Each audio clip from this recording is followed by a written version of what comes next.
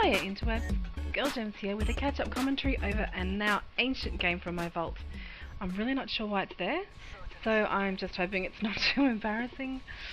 So to get you up to speed with what's been happening in the last couple of months, if you saw my last vid way back in December, then you'll know I was making some pretty huge changes in my life. I decided to leave my partner after we were both miserable for the longest time and head back to my hometown. So here I am. House I grew up in, which I inherited from my grandparents, who got me when I was very, very young, before I was 6 months old, so they're definitely my mum and dad. And my uncle was here too when I was growing up. Wonderful guy and just a terrific friend. And I lost them all within a few years of moving back here to look after them, and it was basically horrific. I left this house the day after the last funeral and didn't come back. Just couldn't face it at all.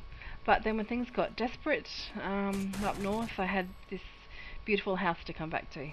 Well, it was beautiful, but it was very neglected. Well, I was up in central Queensland and my dad was a couple of hours away, and also working in WA as well, so nobody was here most of the time. I certainly wasn't. And while the big house was empty, fauna moved in. Huge spiders and a possum and more spiders. Really, really creepy. It was quite hard to sleep at night knowing there were giant spiders bigger than my face looking at me in the dark. Not good. But anyway, you can probably imagine that when I pulled up here in my little car packed to the roof with as much as I could possibly cram in it, that it was very emotional. And the house was fine. It was dusty and dirty, but really fine.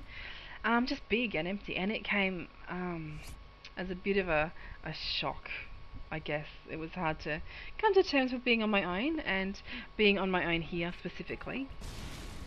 Christmas was awful, but after that, things started looking up. I got some supply teaching when school went back, and I have a contract at a great school for a couple of days a week. It is a couple of hours away, so it's very long days, but great days. I'm very much enjoying it. I'm doing classroom, not music, which is my usual gig. They're country schools, and I just have the best time there. Game-wise, I haven't played much, but Modern Warfare 3, I'm very, very highly addicted to Search and Destroy.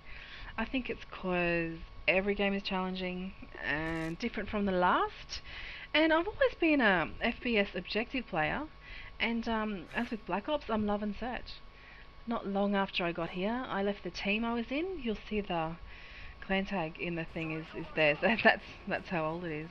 I think I recorded it up north, so it's a long time ago, and they're a nice bunch of guys, but it was obvious that the team was coming to the end of its life. So after that happened, a few mates and I decided to have a crack at fielding our own team, all mature gamers with a love for S&D, and it went really well for a while.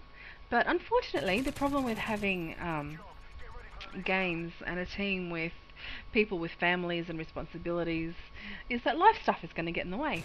And it should, because your game should never be more important than your actual outside life. We really did try, but it just wasn't going to happen. And after that, I've basically been trying to find a team I fit in. So I just want to enjoy gaming and get better at it. So the thing with public games, like this one, is that when you play against a group of rands, you can do well. You can carry them on your own. You have your perks and things to help you. But if you play a real set on a ladder like Cyber Game, you can't rely on your you can't see me or hear me perks. In 5v5 you don't get perks or proficiencies. It's just you and your gun and your team, and it is a lot tenser. You really want to hold on to that one life you get, and so it's all about playing smarter. I want to be good at it. I am competitive and stubborn, and I just won't accept failing at something I like doing. So I've been doing a bit of work on my game, and luckily I met a great player in a CG Pug a month or so ago. Top bloke, hilariously funny, and luckily for me, infinitely patient. He's the captain of a very dedicated team who are pretty amazing, and I hope they stick together for a long time. he's decided to help me out when he can, coach me a bit, and it hasn't been long, but I'm definitely playing smarter already. Simple things I'm getting right. Not always, but most of the time. And he's also been jumping in with my team on occasion to lend a hand. A lot of us in the team are new to that group. So while being killed repetitively in the face can be bonding, it's not fun. So yeah, a little bit of extra experience has been great. And I'm loving the guys I'm with. They're sweet guys, good players, and I think we're going to work as a team. I think so. And that's what I've been looking for. They scrim and play a lot. And I've had a big weekend of COD.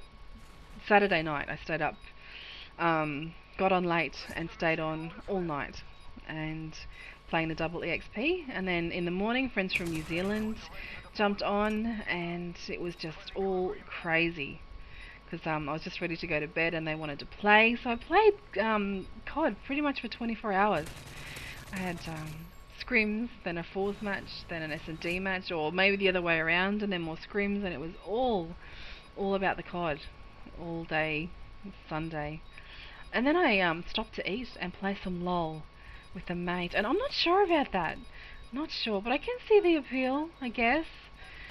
It's not an FPS, and you use this mouse thing. It's a little weird.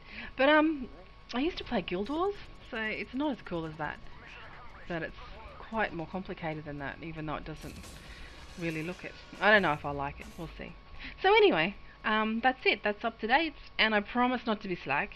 I guess I'll try and get a vid up every week at least. And thanks for stopping by. Catches.